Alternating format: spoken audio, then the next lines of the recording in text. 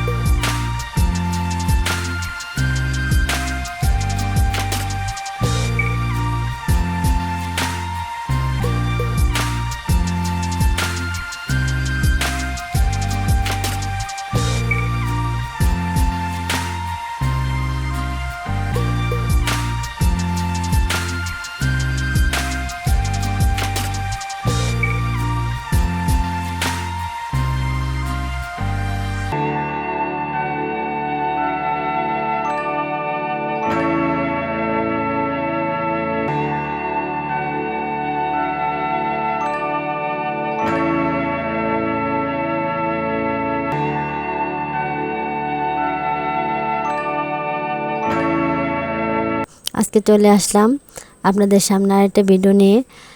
আজকে আমাদের বাড়ির পাশেই বয়ে গেছে যে সুন্দরবন। এই সুন্দরবনের পাশেই আছে খাল।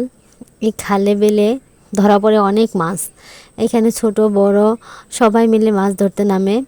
আর এই পাশে যে খালটা গেছে, খাল বলতে এখানে খালের ভিতর দিয়ে আবার অনেক ছোট ছোট মানে শাখাগুলো সুন্দরবনের ভিতরে ঢুকে গেছে। যখন বর্ষার সিজন সেই সময় আর কি প্রচুর পরিমাণে মাছ ধরা পড়ে। এখানে ট্যাংরা, গলদা চিংড়ি, বাগদা চিংড়ি সব ধরনের মাছ পাওয়া যায়।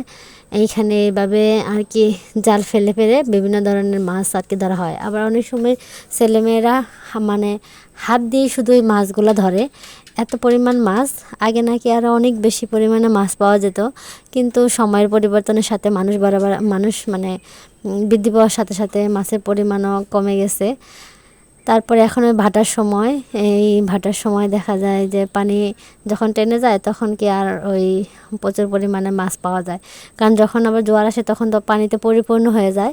এই দেখতে পারতেছেন এই খালে এখন পানি নেই, কিন্তু যখন জোয়ার হবে তখন কিন্তু একদম কানায় কানায় পানিতে ভরে যাবে। আসলেও বাংলাদেশের প্রকৃতি অনেক সুন্দর, যদি আমরা সেভাবে দেখতে পারি। দেখতেই পারতেছেন কত সুন্দর। সবাই কিন্তু ব্যস্ত আছে মাছ ধরার জন্য, এক একজন এক এক কাজে ব্যস্ত আর কি।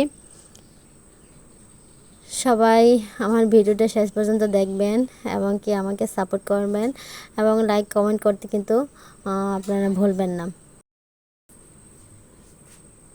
এখন বর্ষার সময় অনেক বোয়াল মাছ আর কি জালে বাঁধে। বর্ষায় যখন মেঘ ডাকে সেই বোয়াল মাছগুলো নাকি সুন্দরবনের ভিতরে যে ছোট ছোট নালা মানে খালের মতো গেছে সেখান থেকে বেরিয়ে আসে। খালেই কিন্তু মানুষ এই বর্ষার সময় বিভিন্ন ধরনের জাল পাতে, বোয়াল মাছ মারার জাল, ট্যাংরা মাছ মারার জাল, এরকম বিভিন্ন জাল পাতে। এই বোয়াল আজকে আমরা একটা বোয়াল মাছ আনার জন্য যাচ্ছি, ছোটোখাটো বোয়াল মাছ যদিও। এইখানে যে খালে জাল পাতা, এভাবে জাল পেতে আর কি মাছগুলো ধরে। আমরা আসছি যে আর কি মাছ ধরতে তার বাড়িতে মাছটা নেওয়ার জন্য।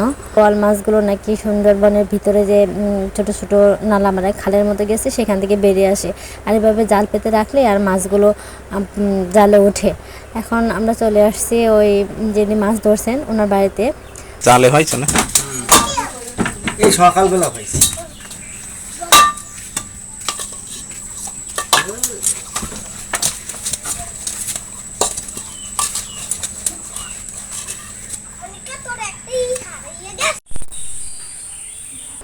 ওনার বাড়িতে মাছটা নিয়ে আমরা বাড়িতে আবার চলে আসলাম। মাছটা নিয়ে আসার পর বোয়াল মাছ মানে ক্যাটফিশ জাতীয় যে মাছগুলো, ওগুলোর মাছ গায়ে কিন্তু একটু ময়লা থাকে। এগুলো ঘষার জন্য আমাদের বাড়িতে একটা ডুমুর গাছ আছে, সেই ডুমুরের পাতাটা নিয়ে আসছি। এনে আমি একটু ঘষে একটু পরিষ্কার করে নিতেছি, যাতে আর কি ধোয়ার পরে খুব একটা ঝামেলা না হয়। মাছটা পরিষ্কার করে নিচ্ছি। এগুলো হচ্ছে ডুমুরের পাতা দিয়ে ঘষতে করে আর কি কালো অংশটা উঠে যায় এবং সাদা হয়ে যাবে। মাছটা আমি দিয়ে নিতেছি।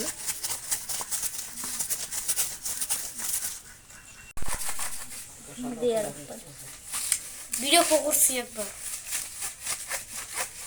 ওঠে না জিতো দাও তারপরে যেটা ফেলা দিয়ে যাবে না জন্য আর তুমি সাদা ফেল ভালো করে দিছি দেবেন ফেলাই দিছি সব আলু ছড়াই রাখা লাগে আমি রাখছেন বস্তার ভিতরে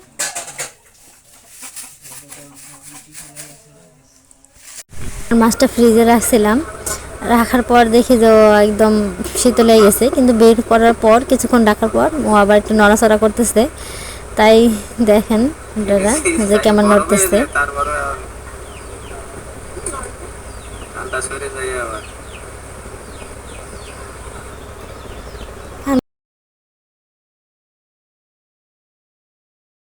মাছটা কেটে কেটে নেওয়ার পর রান্না করতে হবে কারণ আমি সারাদিন অনেক ব্যস্ত থাকি এই ব্যস্ততার মাঝেও আমার সব কিছু করতে হয় আর দিদি মাছটা কেটে নেই আমি চুলায় বসিয়ে দিয়েছি গ্রামে আসার পর একটা মাটির চুলা নিয়েছি এই চুলাটা বেশ কদিন হয়েছে আর কি লেপা হয় না কারণ ওইভাবে আমার সময় হয় না চুলাতে এক পাশে ভাত আর এক পাশে কিন্তু আমি এই তরকারিটা বসাই দিয়েছি মাছটা শুধু ভুনা করব একটু আলু দিয়ে মাখা মাখা ঝোল করব বল মাছ কিন্তু এভাবে রানলে অনেক ভালো লাগে কোনো সবজি বা তরকারির সাথে খাওয়াতে এরকম ভুনা করলে অনেক ভালো লাগে আর কি হ্যাঁ আমার ভিডিওটা আপনারা দেখেন ভালো লাগলে লাইক কমেন্ট করবেন আশা করি আপনাদের ভালো লাগবে আপনাদের সাপোর্ট পেলে আমি অনেক দূর এগিয়ে যেতে পারবো ইনশাল্লাহ সবাই ভালো থাকবেন আল্লাহ হাফেজ